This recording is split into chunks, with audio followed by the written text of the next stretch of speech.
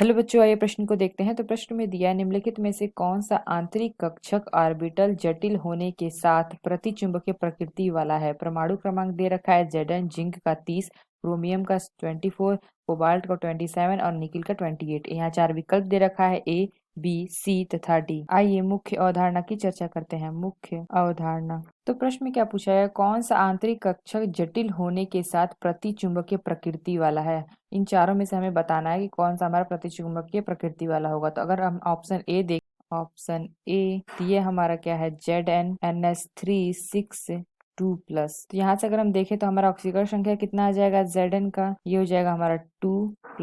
इसका इलेक्ट्रॉनिक विन्यास लिखेंगे तो हमारा Zn2+ का इलेक्ट्रॉनिक विन्यास होगा 3D10। अगर का हम कक्षक बनाए तो ये हमारा हो जाता है 3D कक्षक 1 2 3 4, और ये है हमारा 4s, और ये हमारा है 4। इसमें कितने इलेक्ट्रॉन दिए हैं, 10 इलेक्ट्रॉन। तो ये हमारा हो जाएगा 1 2 3 4 5 6 7 8 9 10। तो ये हमारा है 3D 4s 4p। तो यहाँ पे हमारा बचेगा 4s और 4p। तो जो हमारे संकरण में भाग लेंगे तो हमारा क्या हो जाएगा, ये हमारा हो जाएगा sp संकरण, sp। ये हो जाएगा हमारा sp3। तो प्रश्न में क्या था, जटिल होने के साथ। तो ये हमारा जो sp3 आया है ये हमारा जटिल नहीं है, इसलिए यह विकल्प हमारा गलत होगा। दूसरा हमें क्या दे रखा है, CrNH3, b हमें दे रखा है CrNH3 का 3+। इसका हमारा Cr का ऑक्सीकरण संख्या कितना हो जाएगा, 3+ हो जाएगा। तो इसका इलेक्ट्रॉनिक विन्यास लिखेंगे तो ये हो जाएगा 3D3। इसके कक्षक भरें तो ये हमारा हो जाएगा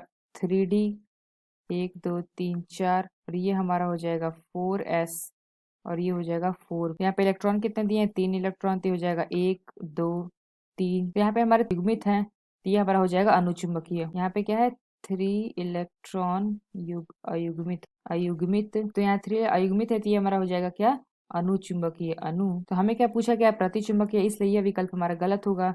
तो आइए हम देखते हैं तीसरा में दे रखा है CO, C हमें दे रखा है CONH3 6 3+। यहाँ से हम निकाले तो हमारा CO तो 3+ दे रखा है, तो हो जाएगा 3+। ऑक्सीकरण संख्या हमारी कितनी हो गई, 3+। इसका हम इलेक्ट्रॉनिक विन्यास लिखें तो ये हो जाएगा हमारा 3D6। इसको अगर हम फिल करेंगे तो हमारा क्या हो जाएगा, 3D कक्षक। तो हमारा जो 1 2 3 4, कितने इलेक्ट्रॉन दे रखे हैं, 6 इलेक्ट्रॉन। तो ये हमारा हो जाएगा 1 2 3 4 5, और ये 6। तो यहाँ पे जो हमारा ऑक्सीकरण संख्या कितना दे रखा है, 3 है। तो यहाँ पे जो हमारा NH3 होगा ये हमारा क्या होगा, प्रबल लिगेंड होगा, प्रबल। तो जब ये प्रबल लिगेंड होगा तो यहाँ पे जो अनपेयर्ड इलेक्ट्रॉन है ये हमारे पेयर्ड हो जाएंगे। तो ये हमारा क्या हो जाएगा, तो ये हमारा प्रबल लिगेंड है। तो ये हमारा क्या हो जाएगा, पूरे इलेक्ट्रॉन यहाँ पे पेयर्ड हो जाएंगे। तो यहाँ पे 6 इलेक्ट्रॉन है, तो ये जो इलेक्ट्रॉन है यहाँ पे आके पेयर्ड हो जाएंगे। तो हमारा हो जाएगा 1 2 3 4 5 6, और ये हो जाएगा हमारा 4s, ये 4p।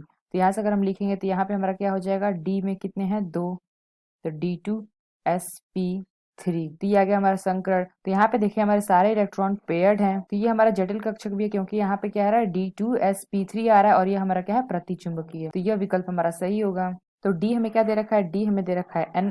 तो यहाँ से अगर हम उसका ऑक्सीकरण संख्या देखें तो ये हमारा हो जाएगा Ni2+। ये हमारा 2+ आ गया ऑक्सीकरण संख्या। तो यहाँ से देखें तो ये हो जाएगा इसका इलेक्ट्रॉनिक विन्यास 3D8। तो यहाँ से अगर हम इसका इलेक्ट्रॉन देखें तो ये हमारा क्या हो जाएगा, कक्षक में 1 2 3 4। तो यहाँ पे 8 इलेक्ट्रॉन दिए हैं, तो इसको हम भरेंगे तो हो जाएगा 1 2 3 4 5 6 7 8। तो ये हमारा क्या हो जाएगा, ये हमारा कुछ इस प्रकार से हो जाएगा। ये हमारे सारे इलेक्ट्रॉन पेयर्ड हो जाएंगे। ये हो जाएगा 1 2 3 4, और ये हो जाएगा 5 6 7 8।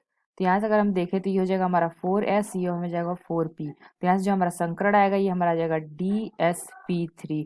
तो ये जो हमारा आ गया DsP3, ये हमारा क्या है, जटिल नहीं है, इसलिए यह विकल्प भी हमारा गलत होगा। तो हमारा सही विकल्प क्या होगा, हमें प्रश्न में पूछा गया था कौन प्रतिचुंबकीय प्रकृति वाला है। तो जो हमारा सी है यह विकल्प हमारा सही होगा, यानी कि ऑप्शन सी। आशा करते हैं आपको समझ में आया होगा। धन्यवाद।